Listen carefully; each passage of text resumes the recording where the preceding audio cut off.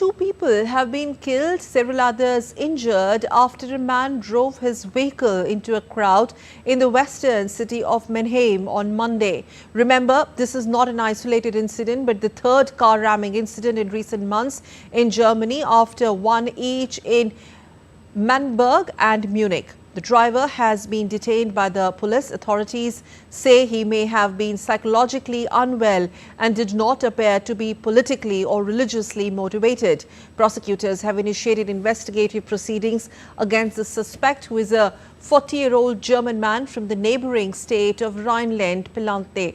For more on the story, we have with us DW's Thomas Sparrow joining us live from Berlin. Thomas, what more are authorities saying about the suspect? But most importantly, how are they planning to prevent these kinds of incidents? If you could also put in perspective, we see a pattern to such incidents. How are authorities explaining that?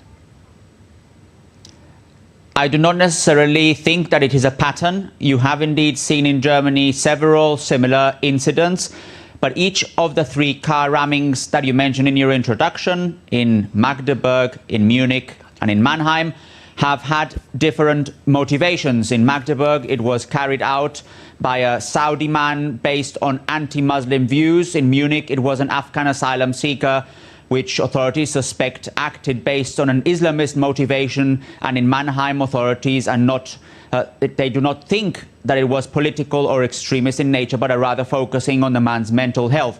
So the three different car rammings have very specific motivations. What they do have in common is that they are heightening the sense of insecurity among many people in Germany, and they have obviously become a very significant part of the political debate in the country. The motivation remains the most important element in the investigation, specifically if we talk about the case in Mannheim, because it's the motivation that will determine also the political reactions, both at a regional level and then obviously here in Berlin at a federal level. So the fact that authorities are focusing specifically on a mental health issue will probably determine also what kind of measures will be implemented in the next few days, in the next few weeks, to try and secure as much as possible German cities from these kinds of car rammings. Yeah. When I say pattern, I mean the recurrence. We get to see such incidents back to back, although not very common in Germany at all. But these three incidents were not isolated. Having said that, Thomas, can you just explain us the impact that these incidents are having on the Germans and on the German authorities? What's the situation on ground? Well, the situation is one of concern, specifically because these are not the only security incidents that Germany has witnessed in recent months. There were also two knife stabbings recently, including one here in Berlin. And this has basically put the issue of security at the top of the political agenda. There are many other issues, obviously, that political leaders are discussing. You mentioned in your introduction as well the financial issue and the coalition agreements between different parties.